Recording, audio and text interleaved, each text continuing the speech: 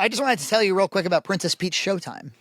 Oh yeah, I haven't played it at all, so I don't know anything about it. This will be a segment where Frankie tells me, describe something, and I listen and react. Yeah, we played for probably like 3 hours one day. Gloria and I, I would say in many ways tailor made for somebody like her, like a 6 or 7 year old girl. It reminds me a lot of like Yoshi's Crafted World or something like that, where it's highly playable, highly easy. I think it's made by the same people. Oh, is it? It makes sense. It feels really like it feels like that.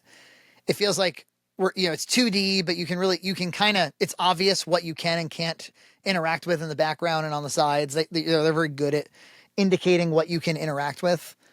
And then it also kind of felt a lot like Mario Wonder.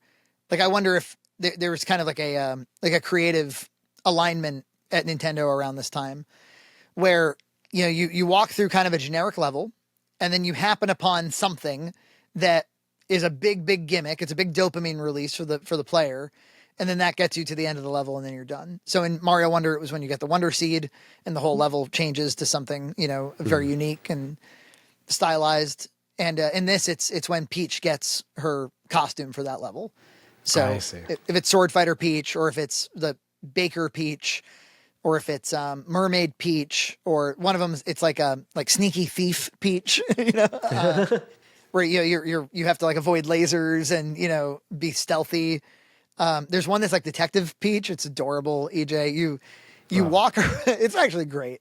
You walk around like a museum, right? There was a painting that was stolen at the museum, and everybody's like standing around the crime scene, and you're Peach with a magnifying glass, and you walk up to people and you ask for clues, and you only you have your health bar is like 3 or 4 hearts, and you have an opportunity to accuse with the action button, like you hold B or something.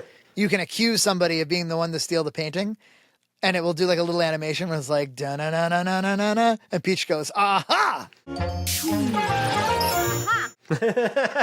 And then if they didn't do it, they're like, I didn't do it, and you lose a life.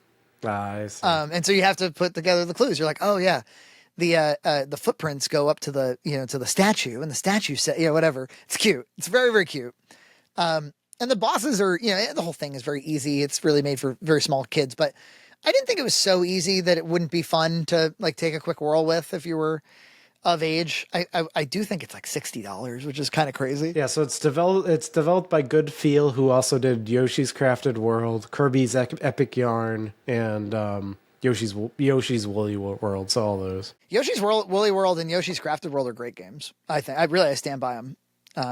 They're so creative, and the art is amazing. Same thing with this. It's very similar. And having that like, hey, we all get to look forward to when she gets her new costume and gets her new ability. And they got like, we've already been through like 10 abilities or something. I think there's more.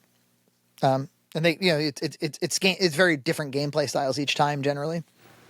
Yeah, I wonder if my boys will like it. They haven't really been into. They even actually have been into video game playing lately. They've just been watching shows, but user generated content. No, just like they watch like Tumbleleaf on Amazon Prime. Have you seen that? No, it's like a claymation.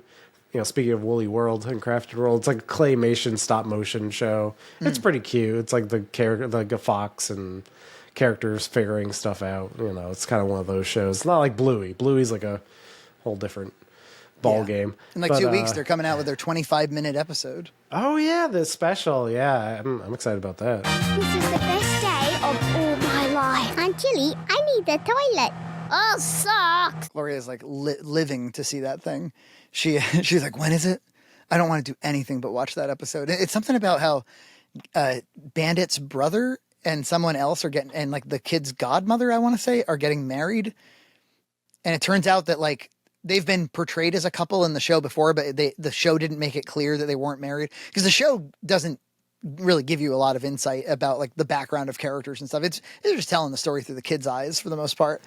Yeah. And so that's why there's like a whole subreddit dedicated to like, wait, was there a miscarriage? And what happened at Bandit's job? None of it's really in the show, Yeah. Well, it's a smart show in that way, because it there's continuity and it builds. And the kids age, so Yeah. Bingo starts at 4 and Bluey starts at 6, and then they have birthdays, they become 5 and 7, and they get friendships, and they carry over into the next episodes. And it's done like subtly, like you see them age like subtly and through the kids' eyes. It's very interesting. Did you see that episode where it's about they're like all drawing together at the table, and Bandit kind of reveals that like he's a little bit crappy at drawing because like he wasn't encouraged as a kid. I'm not a very good drawer. I'm at school drawing pictures of cars. That doesn't look like a car. I kind of gave up drawing cars after that.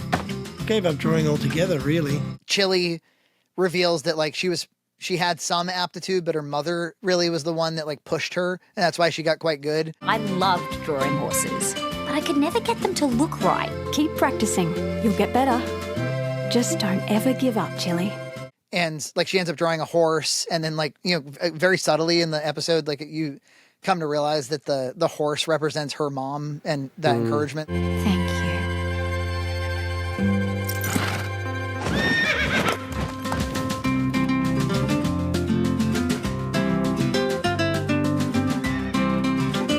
I was like, this is a genius show. It is Really, really good stuff. So anyway, I definitely recommend Princess Peach Showtime if you can afford it. And they did get a new voice actress for Peach, so it's not the same old like Mario or anything like that. Is it more in line with the movies or something, or is it just slightly? Yeah, different? a little bit like deeper voice, a little bit more relatable, a little less two-dimensional.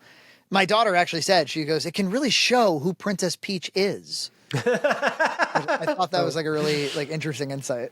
No, neat. Yeah, It'll not really just show a you who she damsel is. anymore. That's right. Yeah, no, look, for a 7-year-old kid, like I've been trying to get interest Gloria in watching the Goonies. I just feel like she should probably see the Goonies, and it's mostly boys in that thing, and she's like, I'm not interested. Not interested in smelly boys. Smelly ass fucking shit boys.